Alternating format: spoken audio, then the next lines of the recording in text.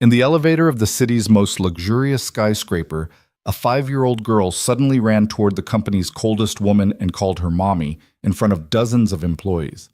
The man standing behind her, a night shift maintenance worker, could only freeze in shock, while the powerful CEO, Vanessa Hale, found herself unable to react. That moment changed everything. Rumors spread like wildfire, and a painful secret began to emerge from behind the ice wall surrounding the woman everyone in this building feared. Follow my story to the very end, hit like, and comment what city you're watching from so I can see how far this story has traveled. Adrian Blake wasn't supposed to be in the main lobby at 7 in the morning. He was a night shift guy. Maintenance. The kind of employee who kept the building running while everyone else slept, who fixed what broke in silence and disappeared before the sun came up. But Emma had been sick the night before. Nothing serious, just a fever that spiked around midnight and left her whimpering in her sleep. He'd called in, used one of his precious sick days, and spent the hours until dawn with a cold washcloth pressed to her forehead while she finally settled. By morning, the fever had broken. Emma woke up cheerful, asking for pancakes like nothing had happened. Adrian had stared at her across their cramped kitchen table, exhausted and grateful in equal measure, and realized he had a problem. No babysitter, no backup plan, and a landlord who'd made it very clear the rent was due in 3 days. So here he was, walking through the pristine marble lobby of Hale Tower with Emma's small hand tucked into his, hoping to catch his supervisor before the day shift started and beg for a few hours of work. Just enough to make up what he'd lost. Just enough to keep them afloat one more week. Emma's sneakers squeaked against the polished floor. She was wearing her favorite dress, the yellow one with daisies that was getting too small, but that she refused to let him donate. Her hair was pulled into 2 lopsided pigtails that he'd done his best with, though one was definitely higher than the other. She clutched a stuffed rabbit under one arm, its fur matted from years of love. "Daddy, is this where you work?" she asked, her voice echoing in the cavernous space. "Yeah, baby, this is it." "It's really big." "It is." "Do you clean all of it?" Adrian smiled despite his exhaustion. "Not all of it, just some of it." She seemed to consider this, her eyes wide as she took in the enormous chandelier overhead, the floor-to-ceiling windows that let in the early morning light, the reception desk made of dark wood and brass that probably cost more than his car. Everything in Hale Tower screamed money. Old money, new money, the kind of money that didn't have to scream at all because everyone already knew. He led Emma toward the service elevator in the back, the one the cleaning crews and maintenance staff used. The one that didn't require a keycard or a smile from security. But as they rounded the corner, he heard voices, lots of them, and realized the main elevator bank was packed. Morning rush. He'd forgotten. Executives in tailored suits, assistants balancing coffee trays, interns trying to look important, all of them waiting for the next car, all of them already annoyed that it was taking too long. Adrian hesitated. He could wait, take Emma back to the service entrance, avoid the crowd entirely. But then Emma tugged on his hand. "Daddy, I need to go potty." Of course she did. "Okay, sweetheart, hold on just a minute." The nearest restroom was on the 2nd floor, and the service stairs would take too long. He made a quick decision, the kind you make when you're a single parent and your kid's bladder doesn't care about corporate hierarchy. He stepped into the crowd, keeping Emma close, and waited for the next elevator. When the doors finally opened, everyone pushed forward at once. Adrian held Emma against his side, shielding her from the crush of bodies. They ended up near the back, pressed against the mirrored wall. Emma's rabbit got squished between them. She looked up at him, her face scrunched in discomfort. "It's okay," he murmured. "Just a minute." The elevator filled quickly. Too quickly. Adrian counted at least 15 people crammed into a space meant for 12. He could smell cologne, perfume, coffee, the faint chemical scent of dry cleaning. The doors started to close. And then someone called out, "Hold it!" A hand shot between the doors. They bounced open again. Vanessa Hale stepped inside. Adrian recognized her instantly, even though he'd only seen her twice before, both times from a distance, both times late at night when she was leaving the building and he was arriving. She was the CEO of Hale Enterprises, the woman whose name was on the tower, whose face appeared in business magazines and financial news segments. 30 years old and already running an empire her father had built. Or so the break room gossip went. She was tall, slim, dressed in a charcoal suit that fit like it had been made specifically for her body. Dark hair pulled back in a sleek bun, pale skin, sharp cheekbones, lips pressed into a line that didn't invite conversation. She didn't look at anyone as she stepped in, didn't acknowledge the way people shifted to make room for her, didn't seem to notice the sudden silence that fell over the elevator. Someone pressed the button for the top floor, the executive suite. Vanessa stood near the front, her posture perfect, her gaze fixed on the display panel above the doors. The elevator started to rise. Adrian tried to make himself smaller, tried to keep Emma quiet. She was staring at Vanessa with the unfiltered curiosity only a 5-year-old could get away with. He squeezed her hand gently, a silent reminder to behave. The elevator stopped on the 2nd floor. 3 people got off. It stopped again on the 4th. 2 more. By the time they reached the 10th floor, the car had thinned out enough that Adrian could breathe again. Only a handful of passengers remained, most of them heading to the upper floors, the executive levels where people like him didn't belong. Emma shifted beside him. Her grip on his hand loosened. "Daddy," she whispered. "That lady is pretty." "Shh. She looks like the princess in my book." Emma. But Emma wasn't listening anymore. She was staring at Vanessa with the kind of intensity that made Adrian nervous, the kind that usually preceded a question he didn't want to answer in public. He tightened his hold on her hand, but she twisted free. And then, before he could stop her, Emma walked forward. She moved through the remaining passengers like they weren't there, her yellow dress bright against the sea of grays and blacks, her rabbit dragging behind her. Adrian's heart lurched. He started to follow, started to call her name. Emma stopped directly in front of Vanessa Hale. She looked up, tilted her head, and smiled. Vanessa glanced down. For a moment, her expression didn't change. She just stared at the child in front of her, her face unreadable. And then Emma said, very clearly, very loudly, "Hi, Mommy." The elevator went silent. Adrian felt the air leave his lungs. He saw Vanessa's eyes widen, just barely, just enough to know she'd heard it too. Saw the other passengers turn, their faces registering shock, confusion, something close to scandal. "Emma!" Adrian moved forward, reaching for his daughter, his face burning. "I'm so sorry, she doesn't—" But Emma wasn't done. She stepped closer to Vanessa, holding up her rabbit like an offering. "Do you like Mr. Hoppy? Daddy says he's getting old, but I think he's perfect." Vanessa looked at the rabbit, then at Emma, then, slowly, at Adrian. Her eyes were gray, cold, the kind of gray that could freeze you in place if you weren't careful. Adrian stammered. "She's confused. She doesn't mean—" "The doors are opening," Vanessa said quietly. Her voice was smooth, controlled, giving away nothing. "You should get off here." The elevator had stopped on the 15th floor, not where Adrian needed to be, but he didn't argue. He grabbed Emma's hand, pulled her gently but firmly out of the car, and didn't look back as the doors closed behind them. For a few seconds, he just stood there, breathing hard, staring at the brushed steel of the elevator doors. His mind was racing. His daughter had just called Vanessa Hale, Mommy, in front of half a dozen witnesses. People who would talk, people who would gossip, people who would turn it into a story before lunch. "Daddy?"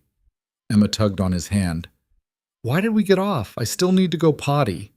Adrian closed his eyes. "Yeah, baby, let's find you a bathroom." By the time Adrian got Emma to the restroom and then down to his supervisor's office, the story had already spread. He could tell by the way Martinez looked at him when he walked in, eyebrows raised, mouth twitching like he was trying not to laugh. "Blake," Martinez said, leaning back in his chair, "heard you had an interesting morning." Adrian's stomach sank. "It's not what it sounds like." "Really? Because what I heard is your kid called Ms. Hale Mommy in the middle of a packed elevator.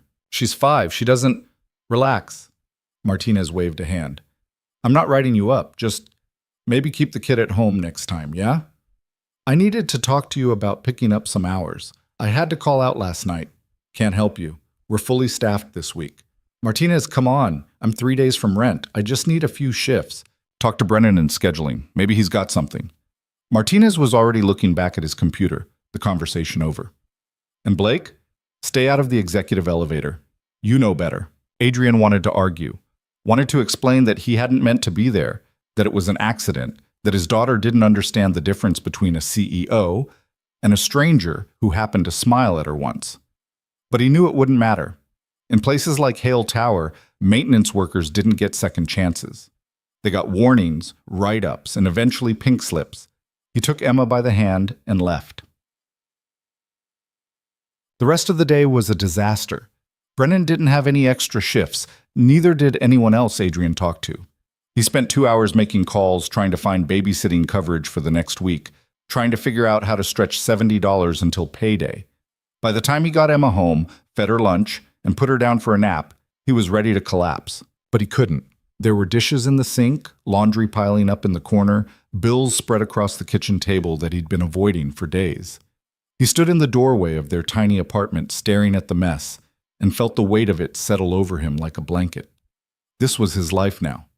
Had been for 2 years. Before that, there had been Sarah, his wife, Emma's mother, the person who had made everything make sense. She'd been the one who kept the apartment clean, who balanced the checkbook, who remembered to buy milk before they ran out. She'd been the one who kissed Emma goodnight and whispered that everything would be okay, even when it wasn't. And then one night, she didn't come home. Car accident. Black ice on the highway. The police officer who knocked on Adrian's door at 2 a.m. had been kind, but kindness didn't change the facts. Sarah was gone. Emma was 2 years old, and Adrian was suddenly a single father with no idea how to do any of it. He'd tried. He was still trying. But some days, it felt like he was drowning. Adrian picked up one of the bills, electric company, second notice, and set it back down. He'd deal with it later. Right now, he needed to sleep. Just a few hours before his shift started tonight. He made it to the couch before his phone buzzed.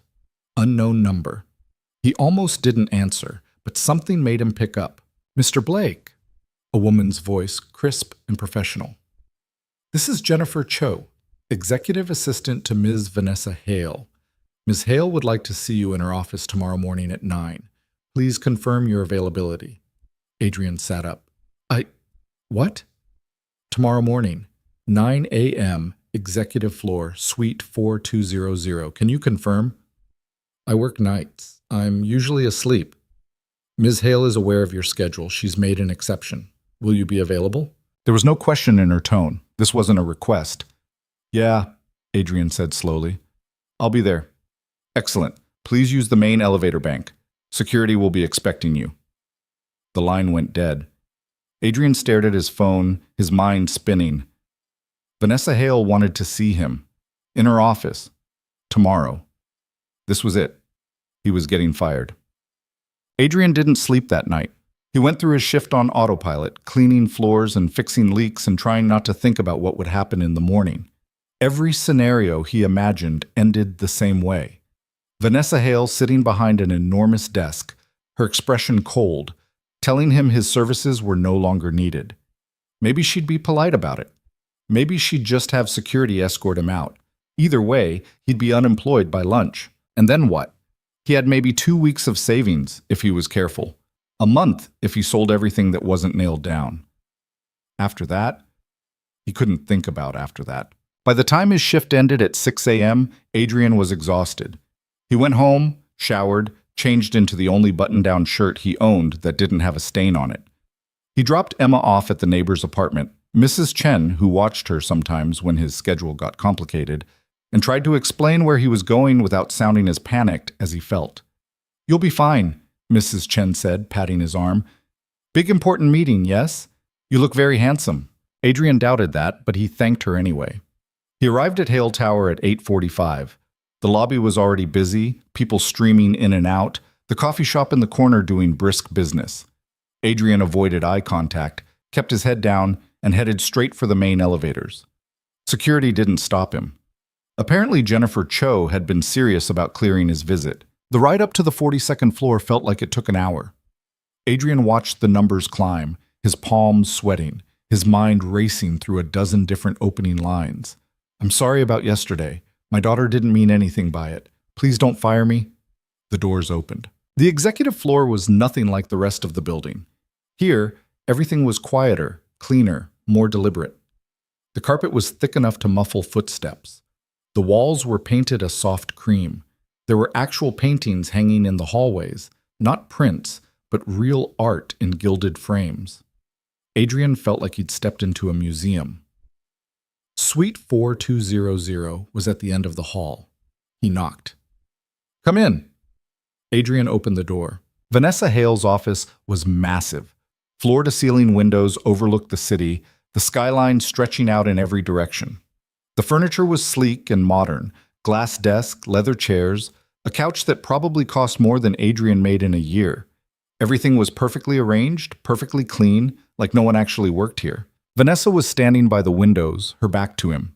She was dressed in another suit, this one navy blue, her hair down today and falling in a straight line past her shoulders. She didn't turn around. "Close the door," she said. Adrian did. "Sit." He sat in one of the chairs across from her desk, his hands folded in his lap, waiting. The silence stretched. Outside the windows, a plane cut through the sky, leaving a thin white trail behind it. Finally, Vanessa turned. She looked at him the same way she'd looked at Emma yesterday, calm, assessing, giving nothing away. Her eyes were the same cold gray, but up close, Adrian could see faint shadows underneath them, like she hadn't slept either. "Mr. Blake," she said, "do you know why you're here?" "I'm guessing it's about yesterday." "It is." Adrian took a breath. "Look, I'm sorry. Emma didn't mean anything by it. She's 5. She doesn't understand." "Why did she call me that?" The question caught him off guard. "What?" "Your daughter. Why did she call me Mommy?" Adrian hesitated. This wasn't the conversation he'd expected. "I don't know. Kids say things. She probably thought." "That's not an answer." "She doesn't remember her mother," Adrian said quietly. "Emma was 2 when Sarah died. She doesn't have any memories of her, so when she sees women being kind or smiling at her or, I don't know, looking a certain way, sometimes she latches onto it." Vanessa's expression didn't change. "And you think I was kind to her?" "I think you didn't ignore her. That's enough, sometimes." Another silence. Vanessa walked to her desk, sat down, folded her hands on the glass surface. "There are rumors," she said. "People are talking, speculating." "I know. I'm sorry." "Stop apologizing." Adrian blinked. "I didn't call you here to fire you," Vanessa continued, "or to reprimand you. I called you here because I want to understand what happened, and I want to know if it's going to happen again." "It won't. I'll keep her away from the building. "That's not what I'm asking." Adrian frowned. "Then what are you asking?" Vanessa leaned back in her chair. For the first time, something flickered across her face. Something that wasn't quite frustration, but wasn't quite curiosity either. "Your daughter looked at me like she knew me, like she'd been waiting to see me. I need to know why." "She's a kid. She doesn't—" "Mr. Blake," Vanessa's voice was sharp now, "I have spent the last 10 years of my life ensuring that no one looks at me the way your daughter did yesterday. No one trusts me. No one believes I'm capable of warmth or kindness or anything resembling maternal instinct. And yet a 5-year-old child took one look at me and decided I was her mother. So I will ask you one more time, why?" Adrian stared at her. He didn't know what to say. Didn't know how to explain that Emma had been searching for something, someone, since the day Sarah died. That she asked questions Adrian couldn't answer, like where do mommies go when they leave, and will I ever have one again? That she watched other kids at the park with their mothers and came home quiet, withdrawn, clutching her rabbit a little tighter. "She wants what she doesn't have," Adrian said finally, "and sometimes she sees it in people who don't even know they're showing it." Vanessa didn't respond. She just looked at him, her gray eyes unreadable. And then, so quietly Adrian almost missed it, she said, "I see." The meeting ended a few minutes later. Vanessa dismissed him with a polite nod. No mention of firing, no threats, no promises. Adrian left her office feeling more confused than when he'd arrived. He picked Emma up from Mrs. Chen's, went home, tried to focus on the normal rhythms of the day. Lunch, playtime, cleaning up the mess Emma made with her crayons.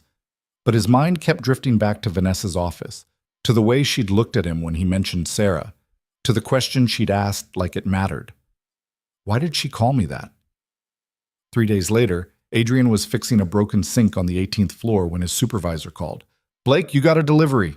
"What kind of delivery?" "How should I know? Just get down here." Adrian finished tightening the valve, grabbed his toolbox, and headed to the service entrance. Martinez was waiting for him, holding a large white box tied with a ribbon. "This is for you," Martinez said, shoving it into Adrian's hands. "Came from upstairs." Adrian frowned. "Upstairs?" "Executive floor, don't ask me why." Adrian opened the box. Inside was a stuffed rabbit. New, clean, with soft white fur and a blue ribbon around its neck. There was a card tucked underneath it, written in neat, precise handwriting. "For Emma. In case Mr. Hoppy needs a friend. VH." Adrian stared at the card for a long time.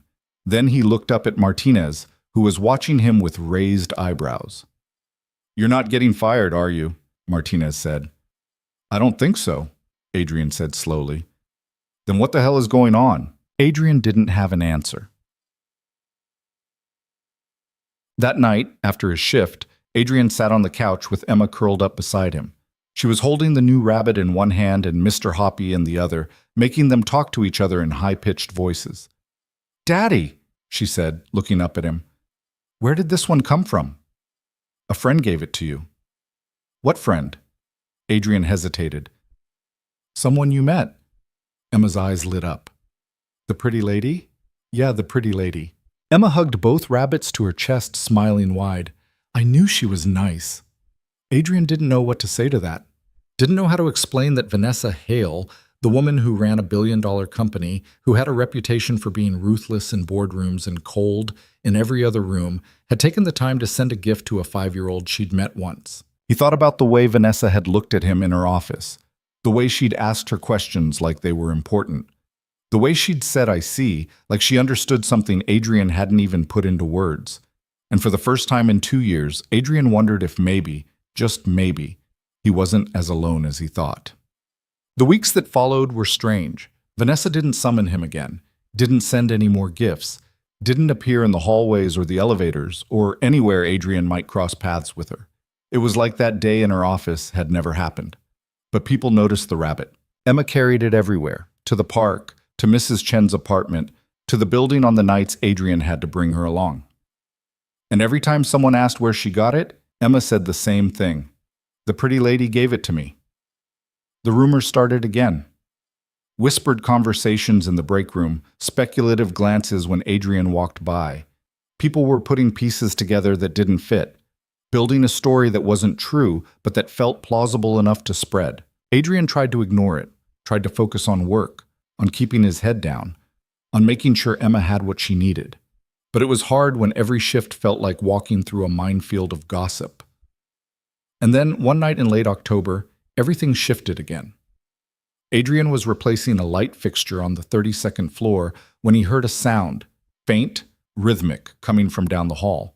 He paused, listened. It sounded like crying? He set down his tools and followed the noise. It was coming from one of the corner offices, the door slightly ajar. Adrian hesitated. This wasn't his business. Whoever was in there probably wanted privacy. But something made him stop, made him listen a little closer. The crying was quiet, controlled, like whoever it was didn't want to be heard. Adrian knocked softly on the door frame. "Hello? You okay in there?" The crying stopped. A moment later, the door opened. Vanessa Hale stood in the doorway, her face pale, her eyes red-rimmed.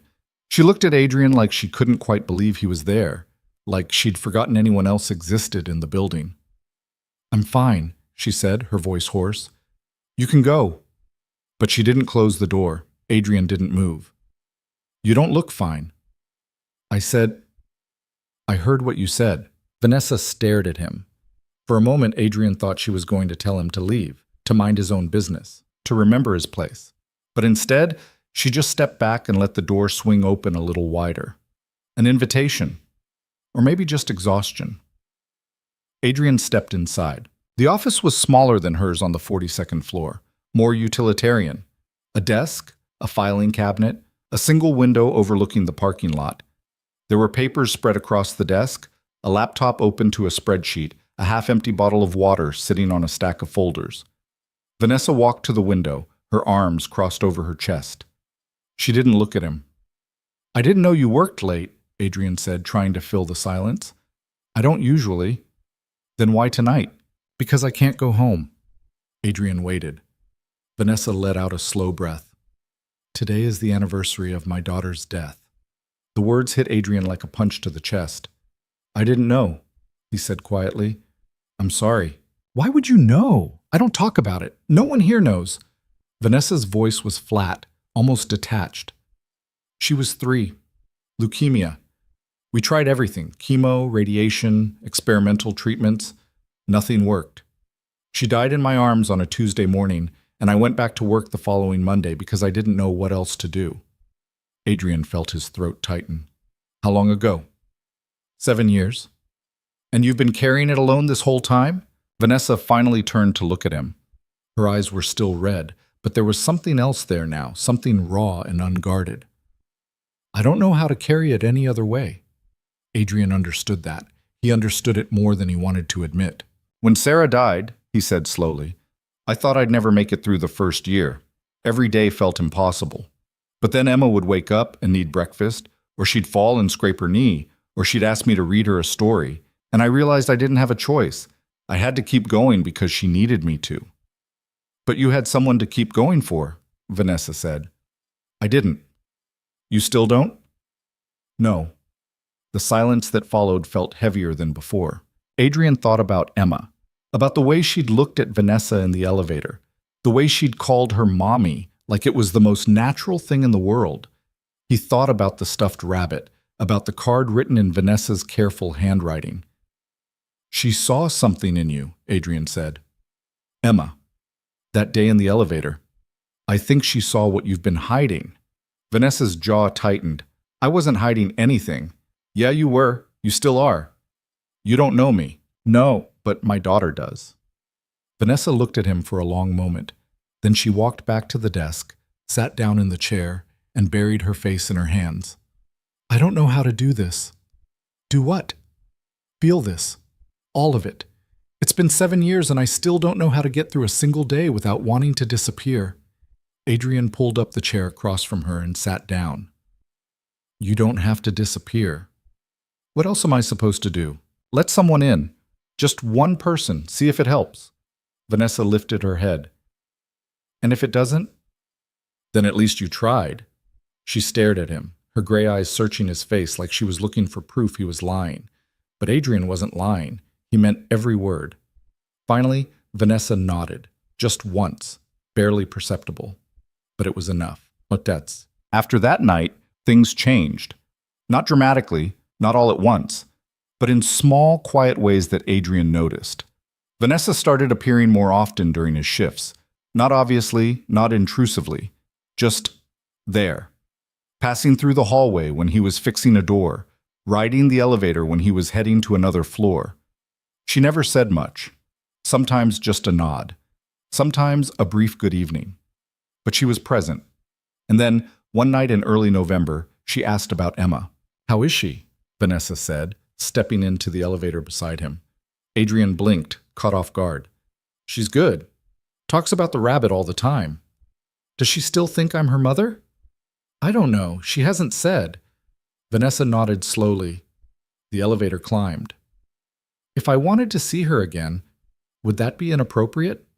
Adrian turned to look at her. Why do you want to see her? I don't know. That's not good enough. Vanessa's mouth twitched. Not quite a smile, but close. Fair.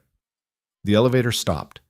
Vanessa stepped out, then paused in the doorway, holding it open. I want to see her, she said, because when she looked at me, she didn't see someone broken. She saw someone worth calling mommy, and I haven't felt worth anything in a very long time. The doors started to close. Vanessa stepped back and let them. Adrian stood there for a moment, staring at his reflection in the polished steel, his heart pounding. And then he pulled out his phone and sent a text.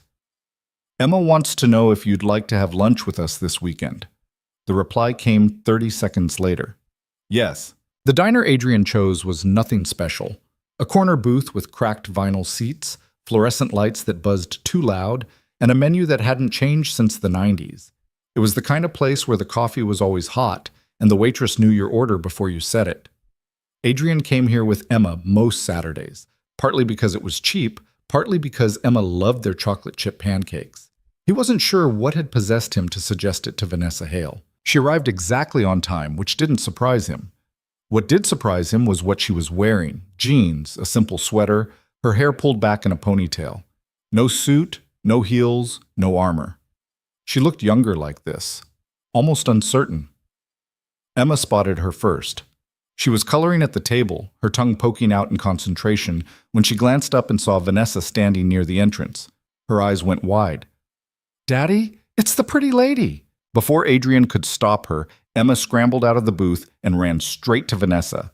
She didn't call her mommy this time.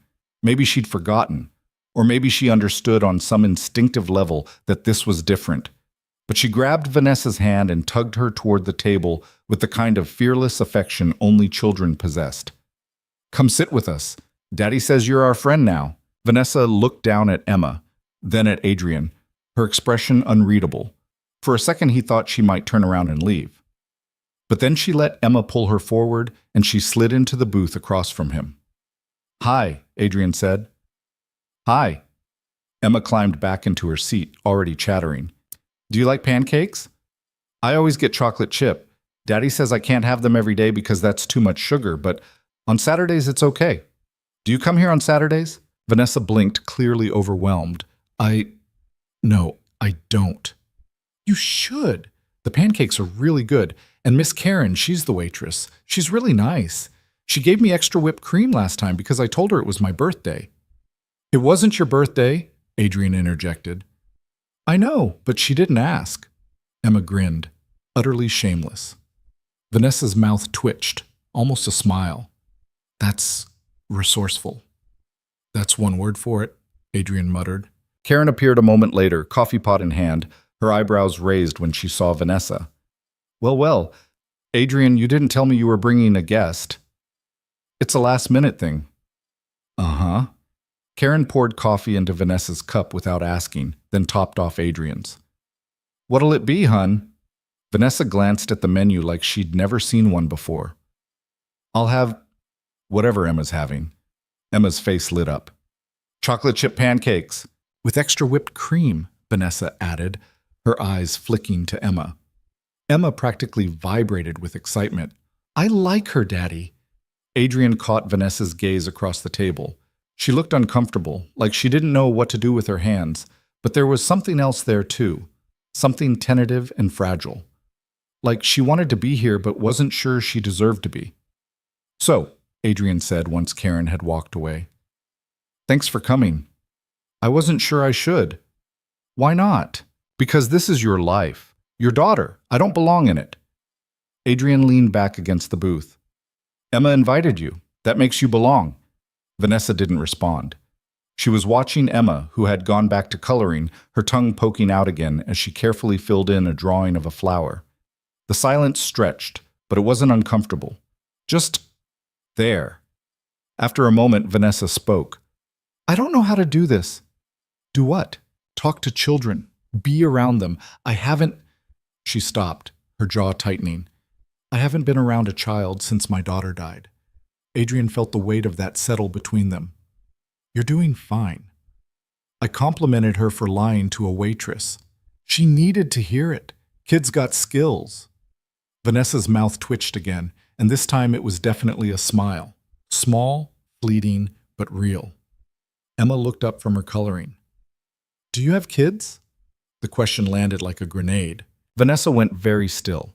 Adrian opened his mouth to redirect, to save her from having to answer, but Vanessa spoke first. "I did," she said quietly. "A long time ago." "Where is she now?" "She's not here anymore." Emma considered this with the seriousness only a 5-year-old could manage. "Did she go to the same place as my mommy?" Vanessa's breath caught. Adrian saw it. The way her shoulders tensed, the way her hands curled into fists on the table. But she didn't look away from Emma. "Yes," Vanessa said. "I think she did." Emma nodded, satisfied. "Daddy says my mommy is watching over me. Maybe your girl is watching over you too." Vanessa's eyes glistened. She blinked rapidly, looked down at her coffee, and didn't say anything. Adrian reached across the table and squeezed Emma's hand gently. Why don't you show Vanessa your drawing, sweetheart? Emma brightened immediately, shoving the paper across the table. It's a garden. See? These are roses and these are daisies, and this one is a sunflower because they're really tall. Vanessa studied the drawing like it was a piece of fine art. It's beautiful. You can have it if you want. Emma, Adrian started. I want her to have it, Emma insisted, so she can remember us. Vanessa looked at this drawing for a long moment. Then she folded it carefully and tucked it into her purse. Thank you. I'll keep it somewhere safe. Emma beamed. The pancakes arrived, and for a while they just ate. Emma chattered between bites, asking Vanessa questions that ranged from reasonable, do you like dogs, to completely absurd. If you could be any vegetable, which one would you be? Vanessa answered every single one, her responses growing less guarded as the meal went on. Adrian watched the two of them, something shifting in his chest. He'd expected this to be awkward, forced, a mistake he'd regret by the end of the day. But it wasn't. Vanessa wasn't performing. She wasn't pretending to be someone she wasn't. She was just trying. And that was enough. After they finished eating, Emma announced she needed to wash her hands. They were sticky with syrup. And Adrian walked her to the bathroom, leaving Vanessa alone at the table. When he came back, Vanessa was staring out the window, her expression distant. You okay? Adrian asked, sliding back into the booth. I forgot what this felt like. What? Being around someone who doesn't want anything from me. Who just is. Vanessa turned to look at him. Emma doesn't care that I run a company. She doesn't care about my money or my connections or what I can do for her. She just likes me because I showed up. That's how kids are. They're honest. It's terrifying. Adrian laughed. Yeah, it is. Vanessa's gaze softened. You're good with her. I can see how much you love her. She's all I've got. That's not true. Adrian frowned. What do you mean? You've got yourself. You've built a life for her even when it was hard. That takes strength. It doesn't feel like strength. Most days it feels like I'm barely holding it together. You are, though, holding it together. Vanessa paused. I didn't. After my daughter died, I fell apart. I threw myself into work because it was the only thing that made sense, but I never dealt with it, never let myself grieve properly. And now it's been 7 years, and I still don't know how to get through a day without feeling like I'm drowning. Adrian didn't know what to say, so he just listened. When Emma called me Mommy in that elevator, Vanessa continued, it broke something open, something I've been keeping locked away, and I don't know if I can close it again. Maybe you're not supposed to. Vanessa looked at him, her gray eyes searching his. What if I can't do this? What if I let her down? You won't. You don't know that. No, Adrian admitted. But I know you sent her a stuffed rabbit, even though you didn't have to. I know you showed up here today, even though you were scared. That tells me you care. And that's the only thing that matters. Vanessa's throat worked. She looked like she wanted to say something, but Emma came bounding back to the table before she could. Daddy, can Vanessa come to the park with us? Adrian raised an eyebrow. We're going to the park? We always go to the park after pancakes. Right, I forgot. He looked at Vanessa. You don't have to. I'd like to, Vanessa said quickly. If that's okay. Emma grabbed her hand. Come on. There's swings and a slide, and sometimes there's ducks. Adrian paid the bill, and the three of them walked the 2 blocks to the park. It was a crisp November day, the kind where the sun was bright but the air had a bite to it. Leaves crunched under their feet. Emma ran ahead, her yellow dress flapping behind her, already making a beeline for the swings. Vanessa walked beside Adrian, her hands shoved into her pockets. She looked out of place here, too polished, too put together for a neighborhood park, where the equipment was rusted and half the benches were covered in graffiti. But she didn't seem to notice. She's got a lot of energy, Vanessa observed. That's putting it mildly. They reached the swings. Emma was already on one, pumping her legs, trying to get momentum. Daddy, push me! Adrian moved behind her and gave her a gentle push. Emma squealed with delight, her laughter echoing across the park. Vanessa stood off to the side, watching. She looked lost, like she didn't know what to do with herself. You can push her too, you know, Adrian said. I don't want to. Vanessa, push me, Emma called out, looking over her shoulder. Vanessa hesitated, then stepped forward. She placed her hands on Emma's back and gave a tentative push. Emma went higher, laughing harder. Higher, Emma demanded. Vanessa pushed again, this time with more confidence, and then again. Soon she was pushing Emma in a steady rhythm, and something in her expression shifted. The tension in her shoulders eased, her mouth softened. She looked lighter. Adrian stepped back, giving them space, and watched. He thought about what Vanessa had said earlier, that she hadn't been around a child since her daughter died. 7 years of distance, of avoidance, of locking away everything that hurt too much to touch. And now here she was, pushing Emma on a swing, and she looked like she was remembering how to breathe. After a while, Emma got bored with the swings and ran to the slide. Vanessa sat down on the bench next to Adrian, her cheeks flushed from the cold. "Thank you," she said. "For what?" "For letting me be here." Adrian shrugged. "Emma's the one who invited you." "Still, you didn't have to say yes." "I wanted to." Vanessa looked at him, something unspoken passing between them. Before either of them could say more, Emma came running over, breathless and grinning. "Daddy, I'm hungry again." Adrian laughed. "You just ate an entire stack of pancakes. That was forever ago." "It was an hour ago. Can we get ice cream?" "It's 50 degrees outside." "So?" Vanessa stood. "I'll buy her ice cream." "You don't have to shh. I want to." Adrian gave in. They walked to the ice cream truck parked near the edge of the park, and Vanessa bought Emma a cone with 2 scoops, chocolate and strawberry. Emma took it with both hands, her eyes huge. "Thank you, Vanessa." "You're welcome." They sat on the grass, Emma between them, licking her ice cream with intense focus. Adrian glanced at Vanessa, who was watching Emma with an expression he couldn't quite name. Sadness, maybe, or longing, or something deeper than that. "She reminds me of her," Vanessa said quietly. Adrian didn't have to ask who she meant. "Your daughter?" "Yes." She had the same energy, the same fearlessness. Vanessa's voice cracked slightly. "I thought being around another child would make it worse, but it doesn't. It just makes me remember what I loved about her." "What was her name?" "Lily." "That's a beautiful name." Vanessa smiled, but it was sad. "She was a beautiful girl." Emma finished her ice cream and wiped her hands on her dress, leaving sticky streaks across the yellow fabric. Adrian sighed. "Emma, we've talked about this." "I forgot." "You always forget." Emma giggled and ran off toward the jungle gym. Adrian started to get up, but Vanessa stopped him. "Let her play. I'll watch her." Adrian settled back down. "You sure?" "Yeah." They sat in silence for a while, watching Emma climb and swing and shout at other kids she didn't know. The sun was starting to dip lower, casting long shadows across the park. "Can I ask you something?" Adrian said. "Go ahead." "Why did you really come today?" Vanessa was quiet for a moment. "Because I've spent 7 years avoiding anything that reminds me of what I lost. And I'm tired of running. When you texted me, I thought about saying no. I thought about all the reasons why this was a bad idea, but then I remembered the way Emma looked at me, like I mattered, and I realized I wanted to feel that again." "You do matter." "To who?" "The board. My investors. They only care about what I can do for them. Emma doesn't care about any of that. She just sees me." "That scares you." "Terrifies me."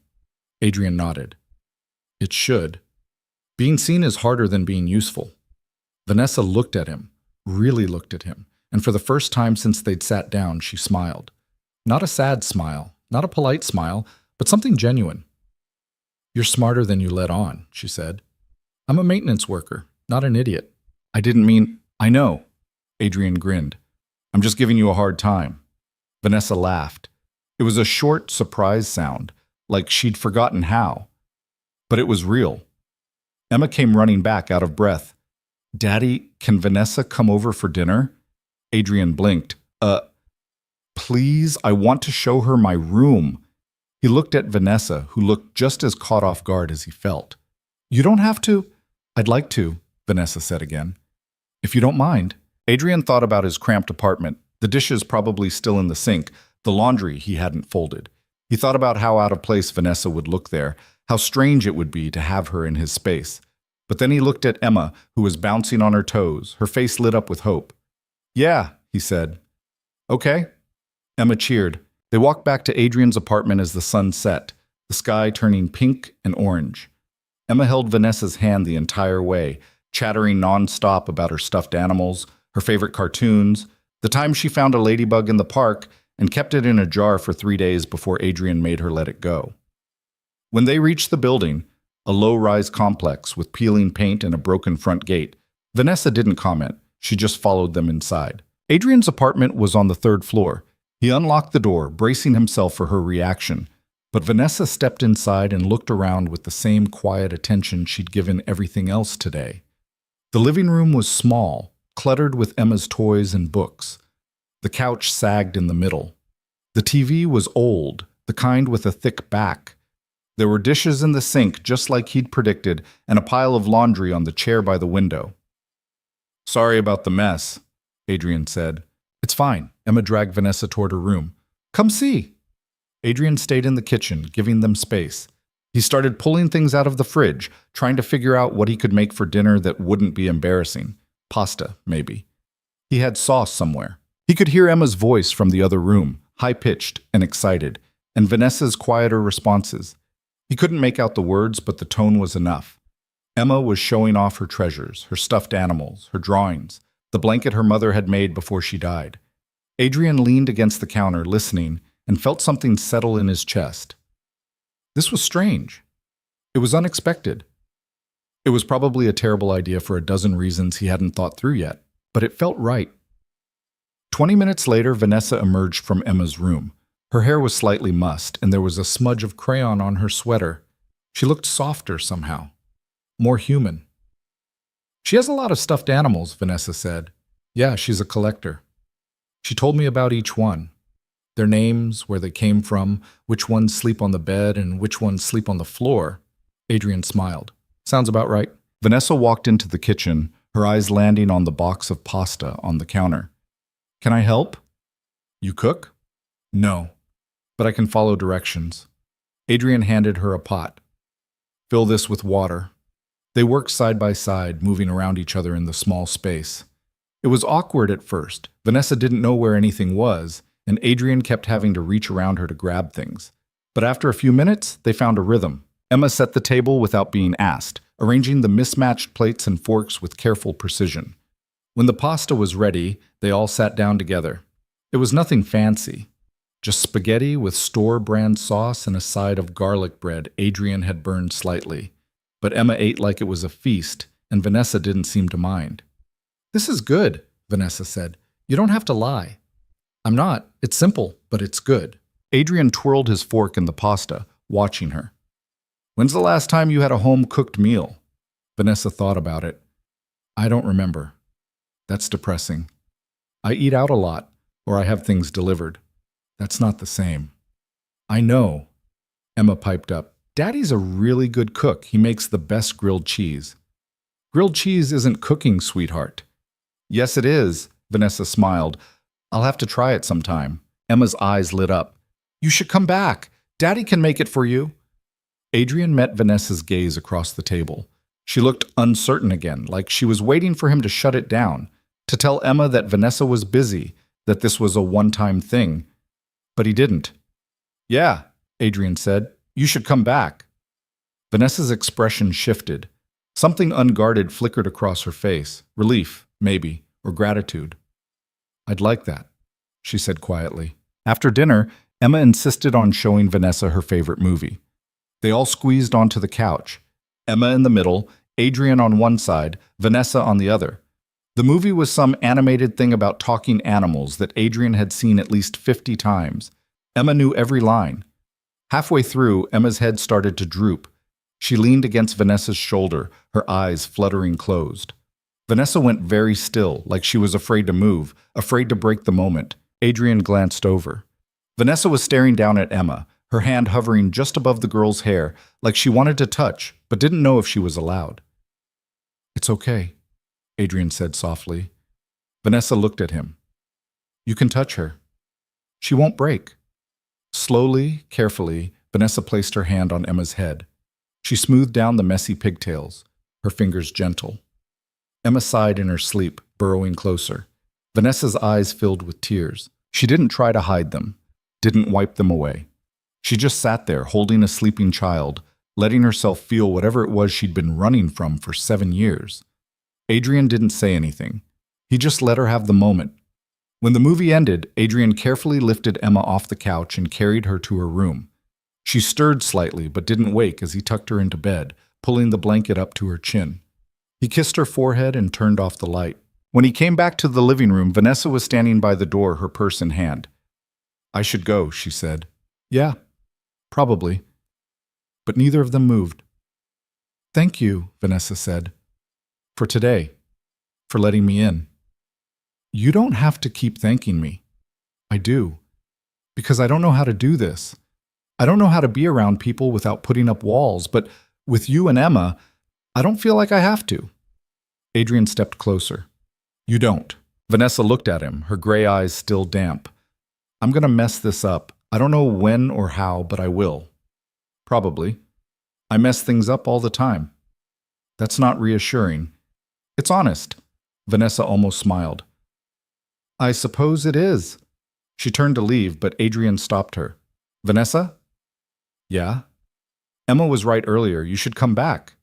Vanessa's hand tightened on the doorknob. "When?" "Whenever you want." She nodded slowly. "Okay." And then she left. Adrian stood in the doorway for a long time after she was gone, staring at the empty hallway, trying to make sense of what had just happened. He'd invited Vanessa Hale, the CEO of a billion-dollar company, a woman who probably had a dozen better places to be, into his messy apartment. And she'd stayed. She'd eaten his mediocre pasta, watched a kids' movie, let Emma fall asleep on her shoulder. It didn't make sense, but somehow it did. Adrian closed the door, turned off the lights, and went to bed. For the first time in a long time, he didn't lie awake worrying about rent or bills or whether he was doing enough for Emma. He just slept. And when he woke up the next morning, there was a text on his phone.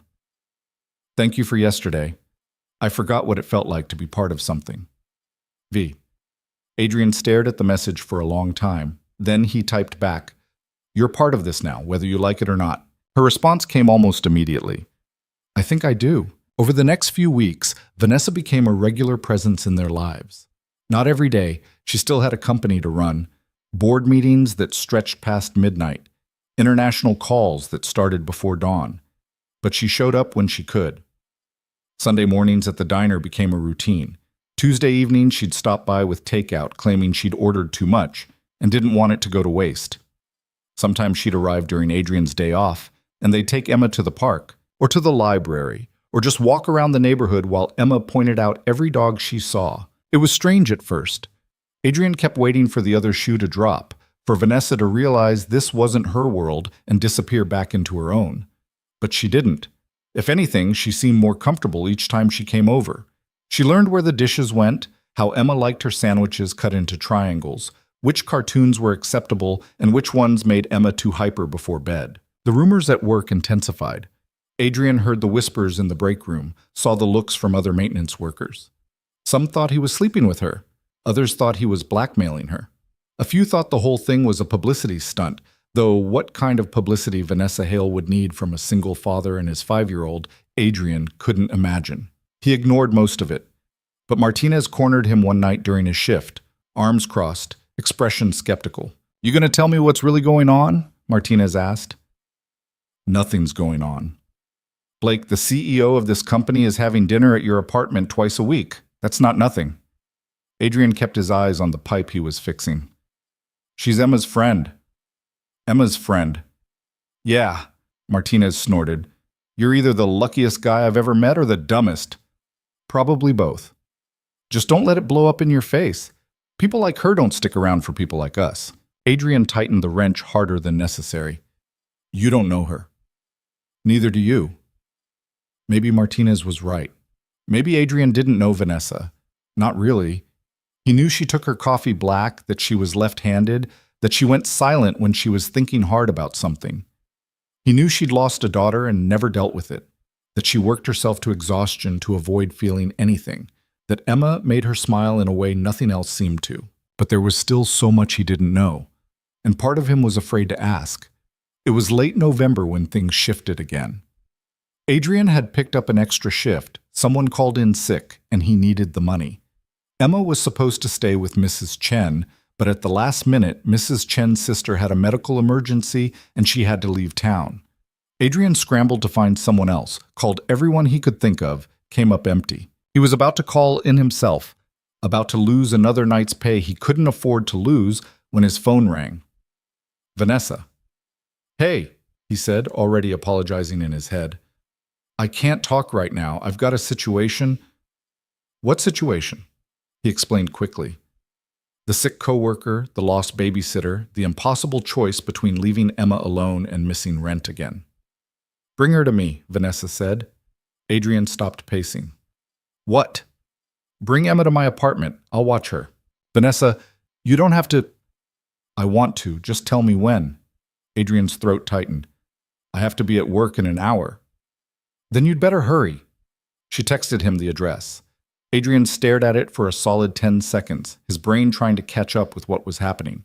Then he grabbed Emma's overnight bag, threw in her pajamas and toothbrush and Mr. Hoppy, and headed out the door. Bulkit. Vanessa's building was in the part of the city Adrian only saw in magazines. Glass and steel, a doorman in a uniform, lobby furniture that looked like it belonged in a museum. He felt completely out of place walking through the entrance with Emma's hand in his and a worn backpack over his shoulder. The doorman barely glanced at them. "Name?" "Adrian Blake. I'm here to see Vanessa Hale." The doorman checked his tablet, nodded. 23rd floor. Elevator's on your right." The elevator was nothing like the ones at Hale Tower. This one had mirrors on every wall, soft lighting, music playing quietly overhead. Emma stared at her reflection, making faces. "Daddy, are we going to Vanessa's house?" "Yeah, baby." "Is it big?" "I don't know. I bet it's big." The elevator opened directly into Vanessa's apartment. Not a hallway, not a shared landing, just straight into her space. Adrian stepped out and tried not to gape. The place was massive. Floor-to-ceiling windows overlooked the city, the lights stretching out like stars. The furniture was modern and expensive, all clean lines and muted colors. Everything looked untouched, like a showroom no one actually lived in. Vanessa was standing by the windows, barefoot, wearing jeans and a sweater. Her hair was down. She looked different here, smaller somehow. "Hi," she said. Emma ran to her immediately, wrapping her arms around Vanessa's legs. "We're having a sleepover." Vanessa's hand went to Emma's head automatically. Now, no hesitation. "Looks like it." Adrian set down the backpack. "You sure about this?" "I'm sure." "She can be a handful. She doesn't like sleeping in new places. She'll probably wake up in the middle of the night." "Adrian," Vanessa's voice was calm. "I've got this." He wanted to believe her, wanted to trust that this would be okay. But the truth was, he'd never left Emma with anyone overnight except Mrs. Chen. And even that made him anxious. "Her bedtime is 8:30, he said, pulling out the list he'd written on the subway. "She needs to brush her teeth for 2 minutes, not 1. She likes a nightlight. If she has a nightmare, just sit with her until she calms down. Don't turn on all the lights, it makes it worse. And if she asks for water, only fill the cup halfway or she'll spill it." Vanessa took the list, skimmed it, looked back at him with something that might have been amusement. "Anything else?" "Her bunny. She can't sleep without her bunny. I packed both of them, just in case." "Both." "Mr. Hoppy and the one you gave her. She named it Snowball." "Creative." "She's 5. Vanessa's mouth twitched. "Go to work, Adrian. We'll be fine." Emma was already exploring the apartment, her shoes squeaking on the polished floors. Adrian watched her disappear into another room, then looked back at Vanessa. "Thank you," he said. "I mean it. You didn't have to do this." "I know." "Then why did you?" Vanessa was quiet for a moment. "Because you needed help. And because I wanted to." Adrian nodded slowly. "Call me if anything. I will." He left, but not before glancing back one more time. Emma had returned, dragging Vanessa toward what looked like the kitchen.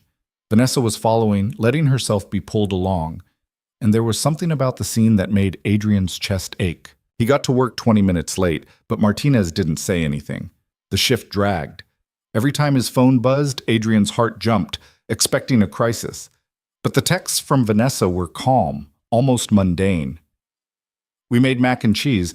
She says yours is better. She wants to watch a movie. Any recommendations?" "Bedtime accomplished." Only took 3 stories and 2 glasses of water. Adrian smiled at that last one, typing back, "Told you about the water." Vanessa's response came a minute later. "You were right, I'm learning." The shift ended at 6 a.m. Adrian took the subway straight to Vanessa's building, still in his work clothes, smelling like cleaning chemicals and sweat. The doorman recognized him this time, waved him through without asking. When the elevator opened, the apartment was quiet. Adrian stepped inside, looking around. Emma's backpack was on the couch. Her shoes were by the door, but no sign of either of them. He found them in one of the bedrooms. Emma was asleep in the center of a king-size bed, curled around both her bunnies, her hair a mess of tangles. And Vanessa was sitting beside her, wide awake, her back against the headboard, watching Emma sleep like she was afraid to look away. Adrian stood in the doorway, not wanting to interrupt. Vanessa noticed him anyway. She looked up, her expression soft in a way he'd never seen before. "She had a nightmare around 3, Vanessa whispered. "Took about an hour to get her back to sleep." "I'm sorry." "Don't be." Vanessa's gaze returned to Emma. "She told me about her mom, about how she doesn't remember her face. She asked if I thought her mom would be mad that she forgot." Adrian's throat tightened. "What did you say?" "I said her mom would just be glad she's happy." Vanessa's voice cracked slightly. "And that forgetting someone's face doesn't mean forgetting they loved you." Adrian crossed the room and sat on the edge of the bed. "Did that help?" "I think so. She fell asleep right after." Vanessa looked at him. "Does she ask about Sarah a lot?" "Sometimes. Less now than she used to." Adrian reached out and smoothed Emma's hair. "I used to panic every time she brought it up. I didn't know what to say. But then I realized she didn't need perfect answers. She just needed to know it was okay to ask. You're good at this." "I'm really not. I'm just doing my best." "That's the same thing." They sat in silence for a while, watching Emma sleep. The city outside the windows was waking up, traffic sounds, distant sirens, the hum of a world in motion. But in here, everything was still. "I haven't done this in 7 years, Vanessa said quietly. "Done what?" "Watched a child sleep. Lily used to have nightmares too. I'd sit with her just like this, waiting for her to settle. I forgot how peaceful it was, how much I missed it." Adrian looked at her, really looked at her. The shadows under her eyes, the tension she still carried in her shoulders, the way her hands were clenched in her lap like she was holding on to something fragile. "Do you regret coming back?" he asked. "To all of this?" "No." Vanessa's answer was immediate. "I regret that it took me this long." Emma stirred, mumbling something in her sleep. Vanessa's hand moved instinctively to her shoulder, a gentle touch that said, "You're safe. Go back to sleep." Emma settled. "I should get her home," Adrian said, though he didn't move. "You could stay for breakfast if you want." "You don't have to." "Adrian." Vanessa looked at him, and there was something raw in her eyes. "Stop telling me I don't have to. I know I don't have to. I want to." So they stayed. Emma woke up an hour later, groggy and confused until she remembered where she was. Then she lit up, bouncing on the bed, demanding pancakes for breakfast. Vanessa admitted she didn't have the ingredients, so they ordered from a place that delivered. Emma thought that was the most magical thing she'd ever heard. While they waited for the food, Emma gave Vanessa a full tour of the apartment, pointing out everything she'd discovered the night before. The second bedroom that was completely empty, the bathroom with the fancy tub, the closet full of clothes that all looked the same. "Why do you have so many black shirts?" Emma asked, rifling through Vanessa's wardrobe. "Because they're easy." "But they're boring." "Maybe. You should get a yellow one, like my dress." Vanessa glanced at Adrian, who was trying not to laugh. "I'll think about it." Breakfast arrived. They ate on the couch. Vanessa didn't have a dining table, which struck Adrian as both sad and telling. Emma chattered through the entire meal, telling Vanessa about a dream she'd had involving unicorns and a roller coaster. Vanessa listened like it was the most important story she'd ever heard. After they finished, Adrian started gathering Emma's things, but before they left, Emma turned to Vanessa with sudden seriousness. "Can I ask you something?" "Of course." "Are you my mom now?" The question hung in the air. Adrian froze, backpack halfway over his shoulder. Vanessa went very still.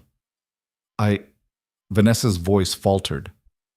I'm not sure how to answer that. Emma tilted her head. Why not? Because being someone's mom is complicated.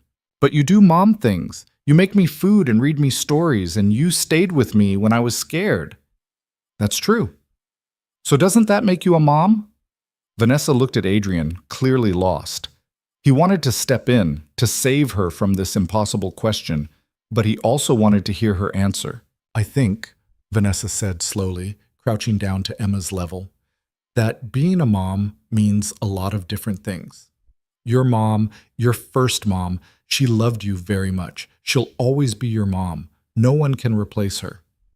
I know that. But there's also room for other people. People who care about you and want to be part of your life. I'm one of those people. Emma considered this. So you're like an extra mom? Vanessa's eyes filled with tears. She blinked them back, managed to smile. Yeah, something like that. Okay? Emma hugged her, quick and tight. I like having an extra mom. Then she skipped toward the elevator, oblivious to the way Vanessa had to press her hand over her mouth to keep from sobbing. Adrian stepped closer. You okay? Vanessa shook her head. No, but I will be. She didn't mean to. I know. Vanessa wiped her eyes. And she's right. I've been doing mom things. I just didn't realize how much it mattered until she said it out loud. Does it scare you? Terrifies me. Good. It should. Vanessa looked at him confused. Good? If it didn't scare you, I'd be worried. It means you care. I do care. That's the problem. That's not a problem. That's the whole point. They stood there for a moment, the space between them charged with something neither of them wanted to name. Then Emma called from the elevator, Daddy, come on! And the moment broke. Adrian and Emma left. But as the elevator doors closed, Adrian saw Vanessa standing in her empty apartment, arms wrapped around herself, looking smaller than ever.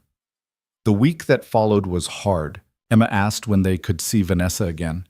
Adrian told her soon, but the truth was, he didn't know. Vanessa had gone quiet after that morning. No texts, no calls, no surprise visits. Adrian tried to tell himself it was fine, that she was busy, that she just needed space. But he knew better. She was running again. He thought about reaching out, but what would he even say? Don't be scared?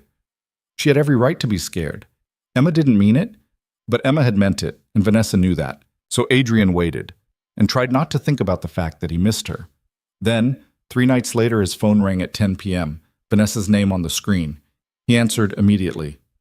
Hello? I need you to bring Emma to the office tomorrow. Vanessa's voice was strange, tight, controlled, like she was barely holding it together. What? Why? There's an accident at the tower. Someone got hurt and She stopped, her breath shaky. It's fine, they're fine, but I need to see her. Please. Vanessa, what happened? Can you just bring her? 4th floor, maintenance wing, tomorrow at noon. I work nights. I'm supposed to be sleeping. Adrian, please. The desperation in her voice cut through every excuse he had. Okay? Yeah. We'll be there. She hung up. Adrian stared at his phone, his mind racing. Something had happened, something bad enough to make Vanessa call him in the middle of the night, to ask for Emma with that kind of urgency. He didn't sleep, just lay in bed, staring at the ceiling, counting the hours until morning. At 11:30 the next day, Adrian and Emma arrived at Hale Tower. He signed in at the front desk, got visitor badges, and took the elevator to the 4th floor. The maintenance wing was quieter than usual, most of the crew out on jobs. Adrian followed the signs to the break room. Vanessa was there, pacing by the windows. She looked like she hadn't slept either. Her hair was pulled back in a messy bun, her suit wrinkled, her face pale. Vanessa? Adrian said. She turned. When she saw Emma, something in her expression crumbled. Hi, sweetheart, Vanessa said, her voice barely steady. Emma ran to her. Daddy said you needed to see me. Are you okay? Vanessa knelt down, eye level with Emma. I am now. What happened? Vanessa hesitated, then she said, Someone got hurt here yesterday. A little girl. She was with her mom and she ran ahead and she tripped on some equipment we'd left out. She hit her head. Adrian's stomach dropped. Is she? She's okay. Just a concussion. But I kept thinking. Vanessa's voice broke. I kept thinking, what if it had been worse? What if she'd been alone? What if no one had been there to help her? Vanessa. And then I realized I was thinking about Emma, that if something happened to her and I wasn't there. She stopped, pressing her hands over her face. I can't lose another child. I can't. Emma reached out and touched Vanessa's cheek. I'm right here. I know. And Daddy's really careful. He doesn't let me run around places like that. I know that too. So you don't have to worry. Vanessa laughed, but it came out like a sob. She pulled Emma into a hug, holding her tight. I wish it were that easy. Adrian watched them, his chest aching. He understood now. The accident had triggered something in Vanessa, pulled her back to a place she'd been trying to avoid. And instead of running, she'd called him. She'd asked for Emma. She was choosing to face it. After a moment, Vanessa let go. She wiped her eyes, tried to compose herself. I'm sorry, I didn't mean to. Don't apologize, Adrian said. I just needed to see her, to make sure she was real. She is. We both are. Vanessa nodded. She looked at Emma, then at Adrian, and something shifted in her expression, something that looked a lot like resolve. I want to be part of this, she said, not just when it's easy, not just on weekends or when it's convenient. I want to be there when she gets hurt, when she's scared, when things go wrong. Vanessa, I know I don't have the right to ask. I know I'm not her mother, but Emma said I do mom things, and she's right, and I don't want to stop. Adrian crossed the room, stood in front of her. Then don't. What if I mess it up? You will. Everyone does. What if I let her down? Then you pick yourself up and you try again. That's what parents do. Vanessa searched his face, looking for something, reassurance, permission, proof that this wasn't a mistake. Adrian didn't know if he could give her that, but he could give her the truth. Emma needs you, he said, and I think you need her too, so stop fighting it and just be here. Vanessa's breath hitched. Okay. Okay? Yeah. Okay. Emma, who'd been watching the entire exchange with wide eyes, suddenly grinned. Does this mean you're coming to my school thing on Friday? Vanessa blinked. You're what? We're doing a Thanksgiving play. I'm a turkey.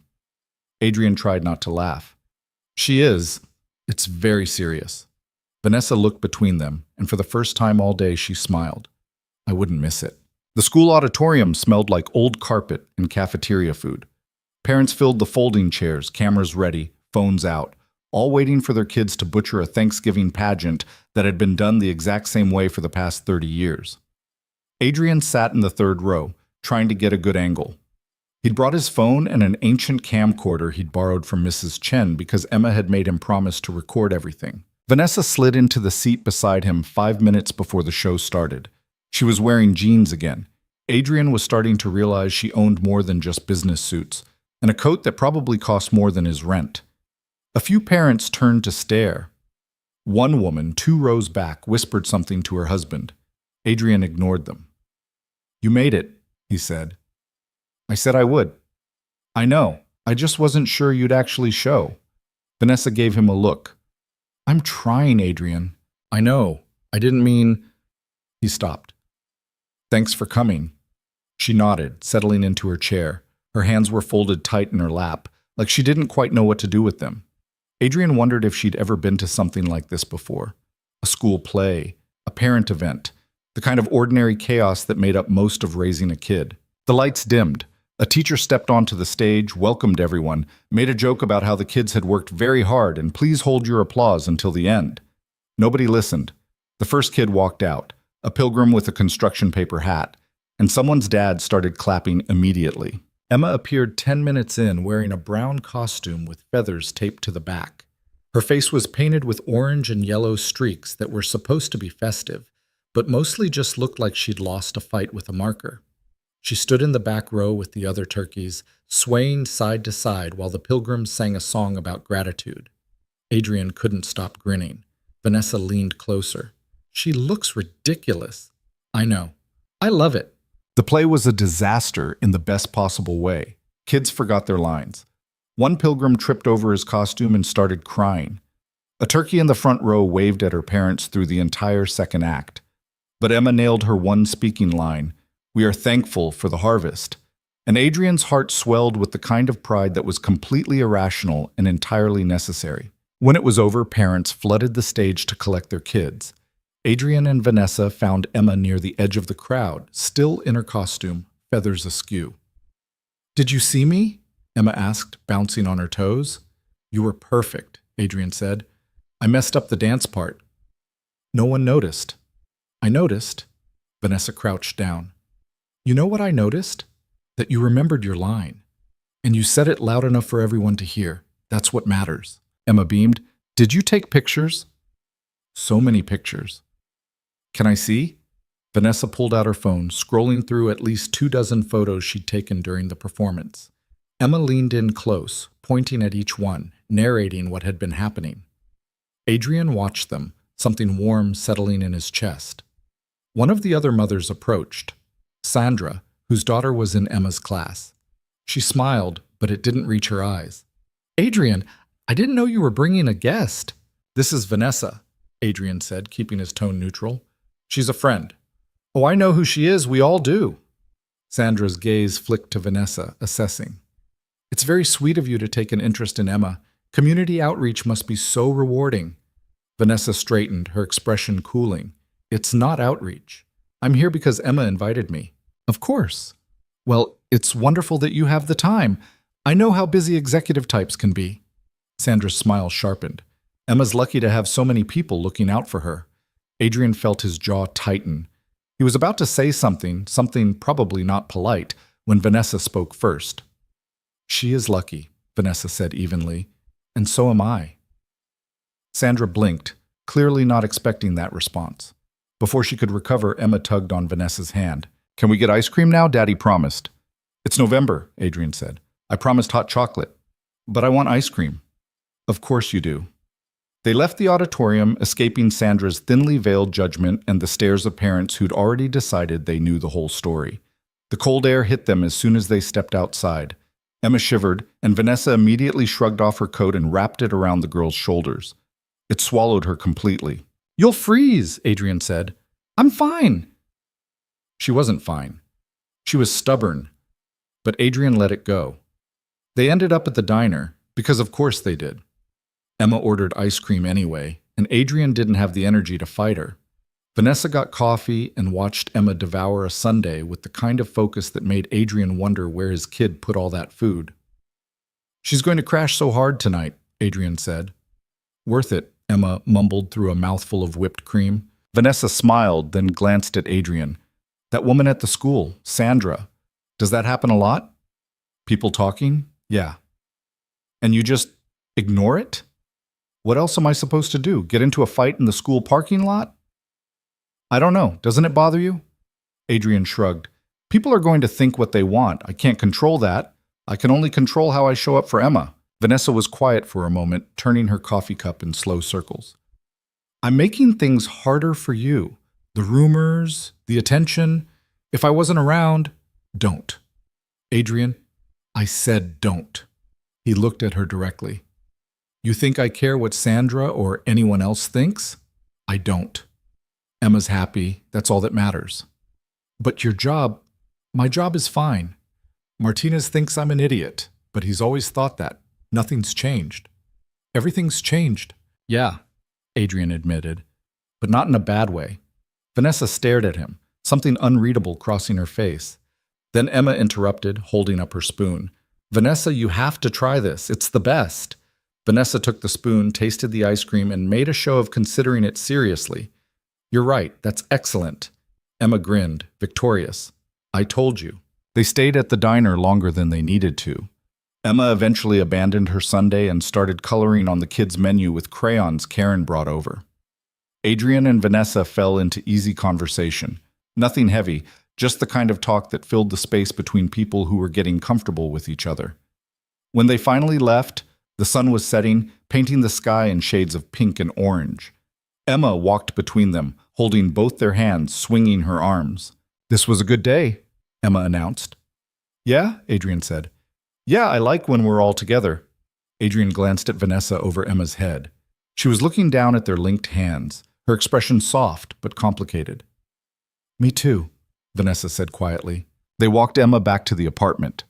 She was asleep before they even made it to the third floor, her head resting on Adrian's shoulder. He carried her inside, tucked her into bed without changing her out of the turkey costume because she'd probably want to wear it tomorrow anyway. When he came back to the living room, Vanessa was standing by the window, arms crossed. "You okay?" Adrian asked. "I don't know how to do this." "Do what?" "Be part of a family." She turned to face him. "I had one once, and I lost it, and I spent 7 years convincing myself I didn't deserve another one. But then Emma called me mommy in that elevator, and everything I'd built up just cracked." Adrian stepped closer. "You don't have to have it all figured out." "What if I hurt her? What if I get too close and then I can't handle it and I pull away? She's already lost one mother. I can't—" "Vanessa." Adrian's voice was firm. "You're not going to lose her, and she's not going to lose you, not unless you decide to walk away." "What if I'm not strong enough to stay?" "You are. You've already proven that." Vanessa shook her head. "You don't understand. When Lily died, I wanted to die too. I spent months just going through the motions, waiting to feel something other than emptiness. And when I finally did feel something, it was Emma, this 5-year-old girl who looked at me like I mattered. And it terrified me because I knew that if I let myself care about her, it would destroy me if anything happened. So what changed? I realized it was going to destroy me either way. Walking away from her, staying distant, it wasn't protecting me. It was just making me more alone." Vanessa's voice broke, "And I'm tired of being alone." Adrian closed the distance between them. He didn't touch her, didn't try to fix it. He just stood there, close enough that she knew she wasn't alone right now. "Then don't be," he said simply. Vanessa looked at him, her gray eyes shining with unshed tears. "It's not that easy." "Yeah, it is. You just decide to stay. Every day. Even when it's hard. Even when you're scared, you just keep showing up. And if I mess up, then you apologize and you try again. That's what families do." Vanessa let out a shaky breath. "Is that what we are? A family?" Adrian thought about it. Thought about the past few weeks, the dinners and the sleepovers and the school plays. Thought about the way Emma lit up when Vanessa walked into a room, the way Vanessa had started keeping a change of clothes at his apartment just in case. The way the three of them had started to fit together like pieces of something neither he nor Vanessa had been looking for, but both of them needed. "Yeah," he said. "I think we are." Vanessa wiped her eyes, managed a small smile. "I didn't see that coming." "Neither did I." "What do we do now?" "We keep going. See where it takes us." Vanessa nodded slowly. Then, before Adrian could react, she stepped forward and hugged him. It was quick, almost hesitant, like she wasn't sure she was allowed. But Adrian hugged her back, and for a moment they just stood there in his cramped living room, holding on to each other like they were both afraid to let go. When she pulled back, her cheeks were flushed. "I should go." "You don't have to." "I know, but I need to think, process all of this." "Okay." She gathered her things, headed for the door, but before she left, she turned back. "Adrian?" "Yeah?" "Thank you for not giving up on me." "I could say the same thing." She smiled, a real smile, the kind that reached her eyes, and then she was gone. Adrian stood in the doorway for a long time after she left, staring at the empty hallway, trying to make sense of everything that had just happened. Somewhere along the way, without either of them planning it, they'd become something more than just two broken people trying to make it through the day. They'd become a family. The next few weeks were different. Vanessa didn't just visit anymore. She stayed. She started keeping a toothbrush in Adrian's bathroom. She brought over groceries without being asked. She learned Emma's schedule by heart. School pickup at 3, dance class on Wednesdays, library time on Saturdays. She showed up to all of it, not because she had to, but because she wanted to. And slowly, carefully, Adrian started to trust it. He stopped waiting for her to disappear, stopped bracing himself for the moment she'd realize this wasn't her life and walk away. Because every time he looked at her, she was there, present, committed. It wasn't perfect. Vanessa still had moments where she pulled back, where the fear got too loud and she needed space. And Adrian still had nights where he lay awake wondering if he was doing the right thing, letting someone into Emma's life who could leave just as easily as she'd arrived. But they talked about it. They fumbled through the hard conversations, the ones about boundaries and expectations and what the hell they were even doing. And somehow, they made it work. Emma, for her part, seemed completely unfazed by the whole thing. She accepted Vanessa's presence the same way she accepted everything else in her life, with unfiltered joy and zero hesitation. She started calling Vanessa by her first name, but every now and then she'd slip and say Mom instead. And every time she did, Vanessa's eyes would get a little brighter, her smile a little wider. It was the second week of December when things shifted again. Adrian was working a late shift, fixing a busted heating unit on the 14th floor, when his phone rang. Emma's school. His stomach dropped before he even answered. Mr. Blake, this is Nurse Peterson. Emma had an accident during recess. She's okay, but she hit her head and we think she should be checked out. Adrian's hands went cold. How bad? She's conscious and talking, but she has a bump on her forehead and she's complaining of dizziness. We've called an ambulance just to be safe. I'm on my way. He hung up, grabbed his tools, and ran. He didn't bother telling Martinez where he was going, didn't bother clocking out. He just left. The hospital was 20 minutes away. Adrian made it in 12, his heart pounding the entire time. He burst through the emergency room doors, barely coherent as he told the receptionist his daughter's name. She's in room 4. Down the hall, second door on the left. Adrian ran. He found Emma sitting on a hospital bed, her legs swinging, a large bandage on her forehead. She looked small under the fluorescent lights, her school uniform rumpled, her eyes red like she'd been crying. Daddy! Adrian crossed the room in 2 strides and pulled her into his arms. Are you okay? What happened? I fell off the monkey bars. I'm sorry.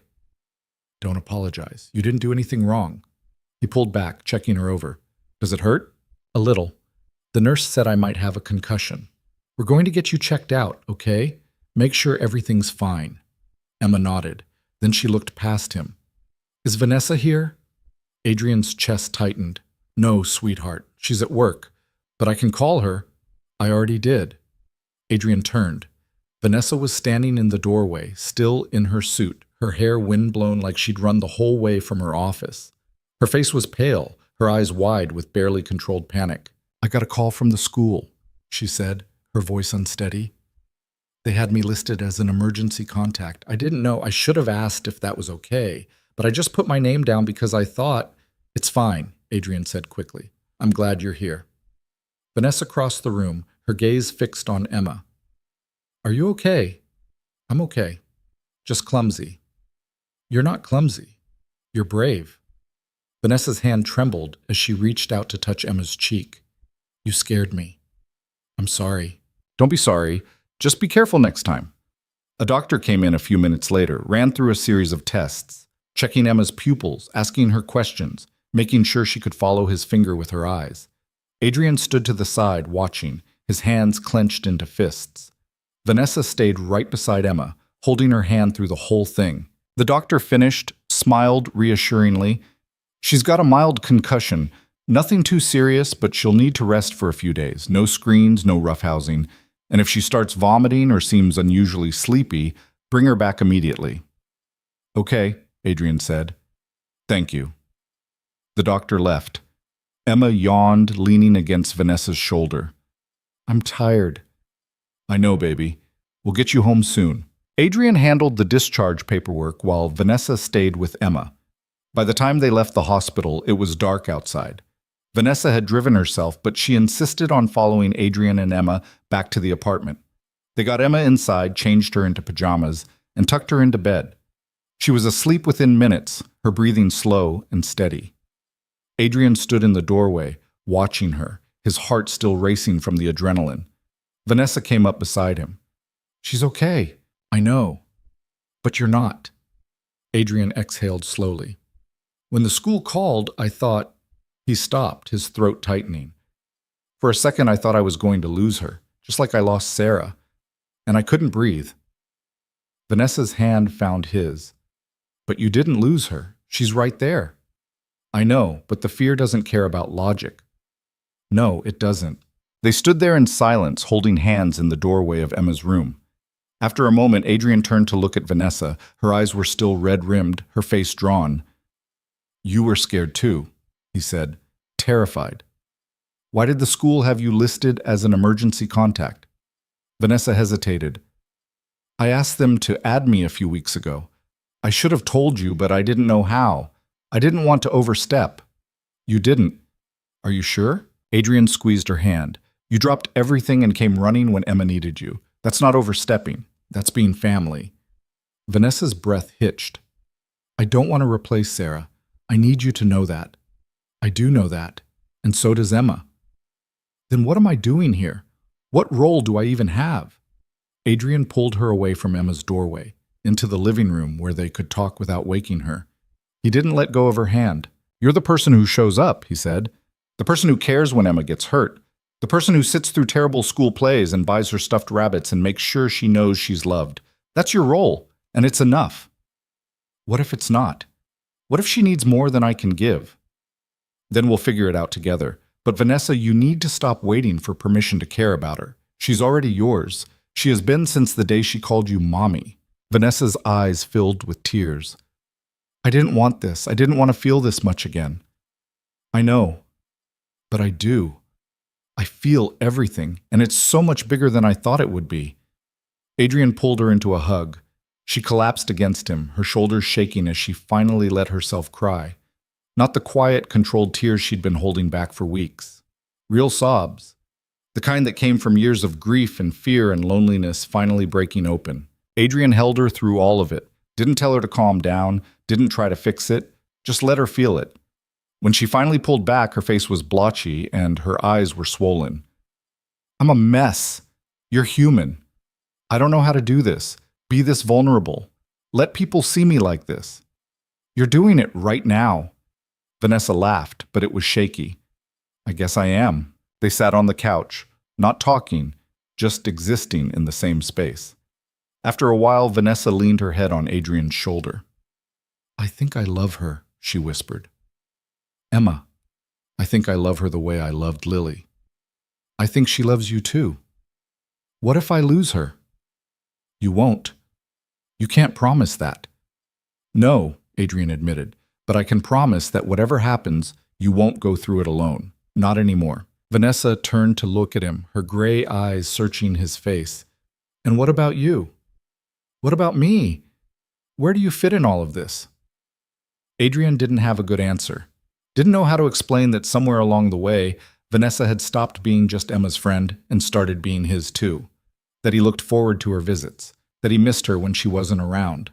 That the thought of her walking out of their lives made his chest ache in a way that had nothing to do with Emma. "I don't know," he said honestly, "but I know I don't want you to leave." Vanessa's breath caught. "Adrian, you don't have to say anything. I just needed you to know." They sat there, the space between them charged with something neither of them was ready to name. And then Vanessa leaned in and kissed him. It was soft, tentative, like she was testing the waters. Adrian froze for half a second, his brain trying to catch up with what was happening. And then he kissed her back. When they pulled apart, Vanessa's cheeks were flushed. "I shouldn't have—" "Don't," Adrian said. "Don't apologize. I just made things complicated." Things were already complicated. Vanessa laughed, and this time it was real. "Fair point." They didn't talk about what the kiss meant, didn't try to define it or figure out where it left them. They just sat on the couch, Vanessa's head on Adrian's shoulder, his arm around her waist, and let themselves exist in the moment. Because for the first time in years, both of them felt like they were exactly where they were supposed to be. They didn't talk about the kiss the next morning. Vanessa stayed the night, sleeping on the couch because Adrian's apartment only had one bedroom and neither of them was ready to cross that line yet. When Emma woke up, groggy and complaining about her headache, Vanessa was already in the kitchen making toast, like she'd always been there, like this was normal. Maybe it was starting to be. Adrian took the day off work to watch Emma, and Vanessa called in sick for the first time in 7 years. They spent the day doing nothing, watching movies Emma had seen 100 times, playing board games where Emma made up half the rules, eating soup from a can because none of them felt like cooking. It was boring and ordinary and somehow perfect. But that night, after Emma had gone to bed and they were sitting on the couch again, Vanessa finally brought it up. We should talk about what happened. Adrian had been expecting this. Dreading it, maybe. Okay. I don't want to mess this up. What we have, you, me, Emma, it works. And I'm terrified that if we try to make it something more, we'll ruin it. So what are you saying? I'm saying I don't know what I'm saying. Vanessa ran a hand through her hair, frustrated. I kissed you because I wanted to, because in that moment, it felt right. But I don't know if it was right or if I was just scared and looking for something to hold on to. Adrian absorbed that. It stung, but he understood it. So you regret it? No, that's the problem. I don't regret it at all. Then what's the problem? Vanessa looked at him, her gray eyes full of something he couldn't quite name. The problem is that I've spent 7 years convinced I didn't deserve to be happy, that I didn't deserve a second chance at any of this. And now here you are, and here Emma is, and I'm terrified that I'm going to wake up one day and realize I've been fooling myself. You're not fooling yourself. How do you know? Because I feel the same way. Vanessa blinked. What? Adrian leaned forward, his elbows on his knees. You think you're the only one who's scared? I've been terrified since the day you walked into our lives. Terrified that you'd leave. Terrified that Emma would get attached, and you'd disappear. Terrified that I'd let myself care about you, and then lose you the same way I lost Sarah. Adrian, but the thing is, I already care about you. I have for weeks, maybe longer. And yeah, it's scary as hell, but it's also the best thing that's happened to me in 2 years. Vanessa's breath hitched. You mean that? Every word. She was quiet for a long moment, her gaze fixed on her hands. When she finally spoke, her voice was barely above a whisper. I don't know how to be in a relationship anymore. I don't even know if I remember how to be in love. Good thing I don't have a clue what I'm doing either. Vanessa laughed despite herself. We're a mess. Yeah, but we're a mess together. She looked at him then, really looked at him, and something in her expression softened. What if we take it slow, figure it out as we go? I can do slow. And we tell Emma, when the time is right. I don't want her to think we're hiding something from her. Agreed. Vanessa nodded, then reached out and took his hand. Okay, let's try this. Adrian squeezed her hand. Okay. It wasn't a grand declaration. It wasn't perfect or polished or anything close to what the movies made love look like. But it was real. And for both of them, that was enough. The weeks that followed were a study in learning how to be something new while holding on to what already worked. Adrian and Vanessa didn't rush into anything. They didn't move in together or make big announcements or change the routines they'd built with Emma. They just let things unfold naturally.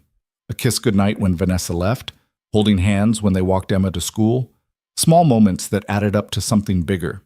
Emma noticed, of course. Kids always did. It was mid-January when she finally asked about it.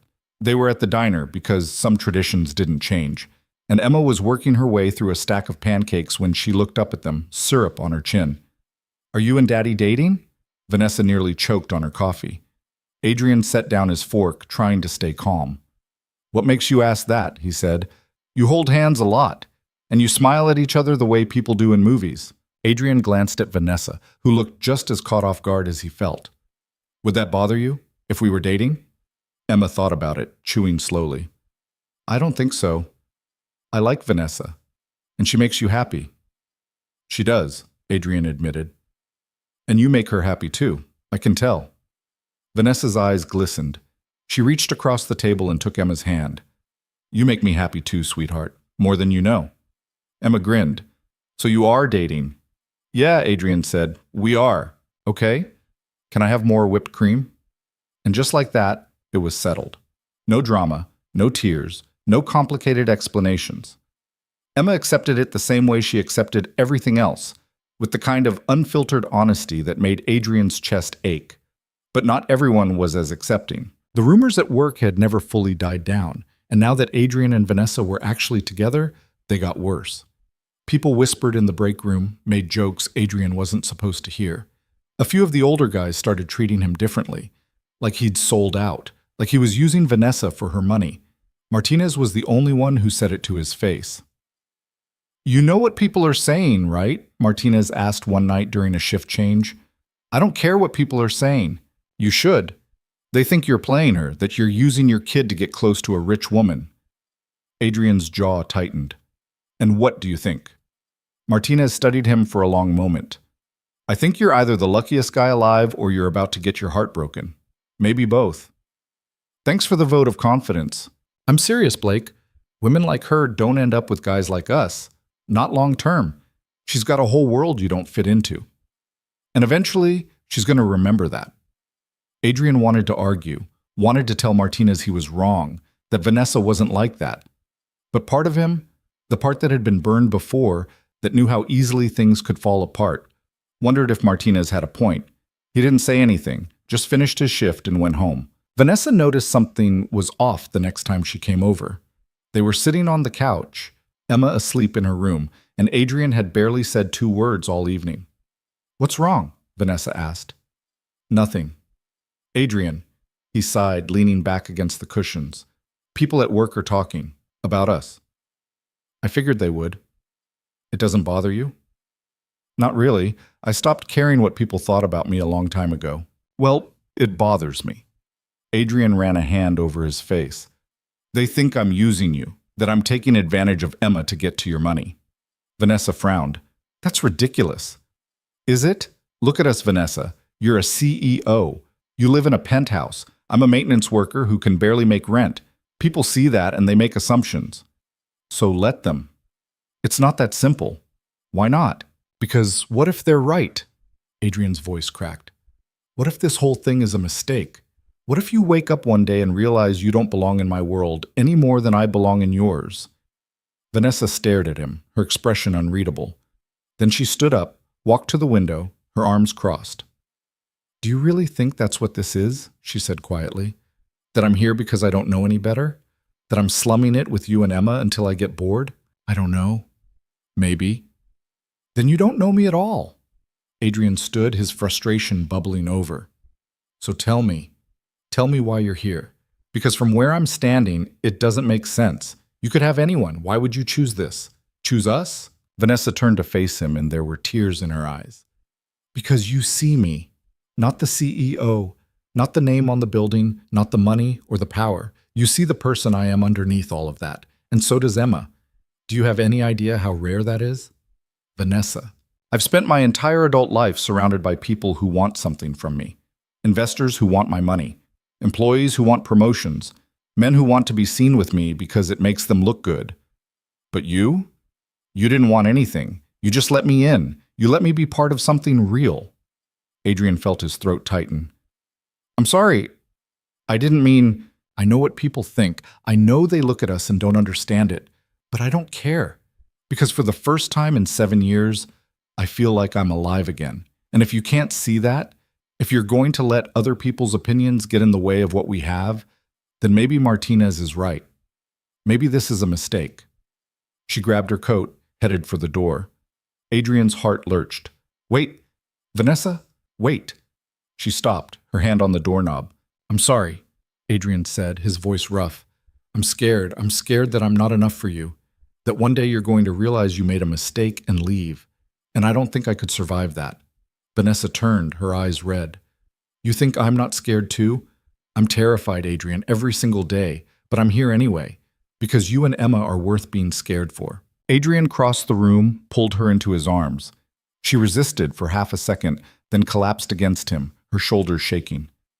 I'm sorry, he whispered into her hair. I'm so sorry. Don't listen to them. Don't let them make you doubt this. I won't. I promise. They stood there for a long time, holding each other in the doorway, both of them trying to remember how to breathe. When they finally pulled apart, Vanessa wiped her eyes.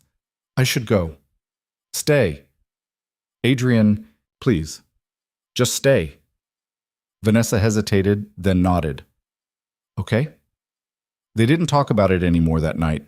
Just went to bed, Adrian in his room, Vanessa on the couch, and tried to let the fear settle. But in the morning, Emma climbed onto the couch and curled up next to Vanessa, and Vanessa wrapped her arms around the girl without thinking. And Adrian, watching from the doorway, realized something important. This wasn't about what other people thought. It wasn't about money or status or whether they made sense on paper. It was about the three of them, broken, imperfect, still figuring it out, choosing each other every single day. And that was enough. February came, and with it, Emma's 6th birthday. Adrian had been planning it for weeks. A small party at the apartment, a few kids from school, pizza and cake, and games that would inevitably end in chaos. But when he mentioned it to Vanessa, she had other ideas. "Let me throw her a party," Vanessa said. Adrian raised an eyebrow. "You want to throw a 6-year-old's birthday party? Why not?" "Because you've never thrown a birthday party in your life." "So, I can learn." Adrian wanted to argue, but the look on Vanessa's face stopped him. She wasn't offering because she thought his plan wasn't good enough. She was offering because she wanted to be part of it, because this was important to her. "Okay," he said, "but nothing crazy. Emma doesn't need a pony or a bounce house or, I know, just a party. With people who love her." The party ended up being exactly that. Vanessa rented out a small community center, decorated it with streamers and balloons, ordered pizza from Emma's favorite place. She invited Emma's classmates, Mrs. Chen, a few of the neighbors. Even Martinez showed up, looking uncomfortable but genuine. Emma was in heaven. She ran around with the other kids, played games Vanessa had clearly researched online, and blew out the candles on a cake that was only slightly lopsided because Vanessa had insisted on making it herself. Adrian watched from the sidelines, his heart full. Vanessa caught his eye from across the room, smiled, and mouthed, "I love you." He mouthed it back. Later, after the guests had left and they were cleaning up, Emma tugged on Vanessa's sleeve. "Thank you for my party." "You're welcome, sweetheart." "It was the best birthday ever." Vanessa crouched down, brushing a strand of hair from Emma's face. "I'm glad." Emma hesitated, then said, "Can I ask you something?" "Of course." "Are you going to stay, like, forever?" Vanessa's breath caught. She glanced at Adrian, who was standing a few feet away listening. "Do you want me to stay?" Vanessa asked. "Yeah, I really do." Vanessa pulled Emma into a hug, holding her tight. "Then I'm staying, for as long as you'll have me." Emma pulled back, grinning. "Good, because I made you something." She ran to her backpack, rummaged around, and pulled out a piece of paper. It was a drawing, 3 stick figures holding hands. One tall with dark hair, one shorter with messy curls, and one tiny with a yellow dress. Above them, in Emma's careful handwriting, were the words, "My family." Vanessa stared at the drawing, her eyes filling with tears. "Emma, you can keep it. I made it for you." Vanessa pressed the drawing to her chest, her shoulders shaking with silent sobs. Adrian came over, wrapping an arm around her, and Emma hugged them both. And in that moment, surrounded by streamers and half-eaten cake and the remnants of a 6-year-old's birthday party, they became something they'd all been searching for without knowing it. A family. The months that followed weren't easy. There were still hard days. Days when Adrian's paycheck didn't stretch far enough and he had to swallow his pride and let Vanessa help. Days when Vanessa's work consumed her and she missed dinner, and Emma would ask when she was coming back. Days when the grief hit both of them out of nowhere. Adrian thinking about Sarah, Vanessa thinking about Lily, and they had to remind each other that feeling the loss didn't mean forgetting to live. But they got through it. Together. By summer, Vanessa had moved most of her things into Adrian's apartment. It was still cramped, still messy, still nothing like the penthouse she'd left behind. But it was home. Emma started first grade in the fall. Vanessa and Adrian both walked her to school on the first day, holding her hands, making promises they intended to keep. Emma didn't cry. She just waved goodbye, her backpack almost as big as she was, and ran inside like she owned the place. Adrian and Vanessa stood on the sidewalk watching her go. "She's growing up," Vanessa said softly. "Yeah. We're doing okay, right, as parents?" Adrian thought about it. Thought about the mistakes they'd made, the arguments they'd had, the moments they'd been sure they were screwing everything up. "I think we're doing the best we can, and that's all anyone can do." Vanessa nodded, leaning her head on his shoulder. "I never thought I'd get this again. A family, a life that felt like it mattered. You deserve it. So do you." They stood there for a while, watching kids stream into the school, parents saying goodbye. And Adrian realized something he'd been too scared to admit before. He wasn't just surviving anymore. He was living. That evening, after Emma was in bed, Adrian found Vanessa standing in the living room, holding the drawing Emma had made months ago. She'd framed it, hung it on the wall next to a photo of the 3 of them at the park. You okay? Adrian asked. Vanessa turned, smiled. Yeah, I was just thinking about how different my life looks now. A year ago, I couldn't have imagined this, any of it. Regret it? Not for a second. Adrian crossed the room, pulled her into his arms. Good, because I don't either. They stood there in the quiet, holding each other, and Adrian thought about all the things that had brought them here. Emma's innocent belief that Vanessa was someone worth calling mom. Vanessa's decision to stop running from the pain and lean into it instead. His own willingness to trust again, to let someone in even when it scared him. None of it had been easy. None of it had been perfect. But it had been real. And in the end, that was what mattered. I love you, Vanessa said, her voice muffled against his chest. I love you too. They stayed like that for a long time, the apartment quiet around them. Somewhere down the hall, Emma was dreaming. Outside, the city hummed with life, and inside, two people who'd thought they'd lost everything were learning how to build something new. A year later, on a Saturday morning in October, Emma came running into the kitchen with a piece of paper. Look what I made! Adrian glanced up from the coffee he was making. Vanessa was at the table reading something on her phone. They both looked at Emma, who was holding up another drawing. This one had 4 stick figures, the same 3 as before, tall with dark hair, shorter with messy curls, tiny with a yellow dress, and a new one, smaller than Emma, round-faced, wrapped in a blanket. Who's that? Adrian asked, though he had a feeling he already knew. Emma grinned. That's the baby, the one Vanessa's going to have. Adrian's heart stopped.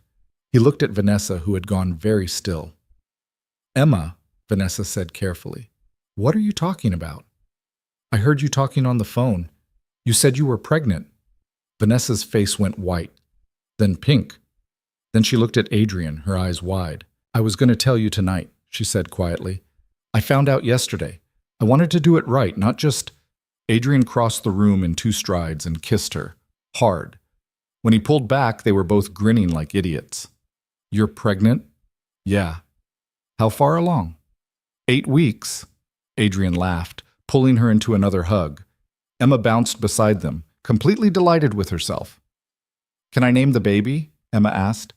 Absolutely not, Adrian and Vanessa said at the same time. Emma pouted, but she was still smiling. That night, after Emma had gone to bed, Adrian and Vanessa sat on the couch, her hand resting on her still flat stomach. Are you scared? Adrian asked. Terrified. Me too. Vanessa leaned against him. But we'll figure it out, just like we figured out everything else. Yeah, we will. And they did. When the baby was born the following spring, a boy they named Noah, Emma was the first one to hold him after Adrian and Vanessa. She cradled him carefully, her face serious, and whispered, Don't worry, I'm going to teach you everything. Vanessa cried. Adrian cried. Even the nurse got a little misty-eyed. The years that followed weren't perfect. There were sleepless nights and tantrums and moments when Adrian and Vanessa wondered if they were doing any of it right. But there were also first steps and birthday parties and bedtime stories read in 3 different voices. There were family dinners at the diner and trips to the park and lazy Sundays where they didn't do anything except be together. Emma grew up strong and fearless, with 2 parents who loved her and a little brother who annoyed her constantly, but who she'd defend to the death. Noah grew up surrounded by love, never knowing a world where his family wasn't exactly what it was supposed to be. And Adrian and Vanessa grew into the people they were always meant to become. Not perfect, not without scars, but whole. Because that's the thing about family. It's not about where you come from or what you've lost.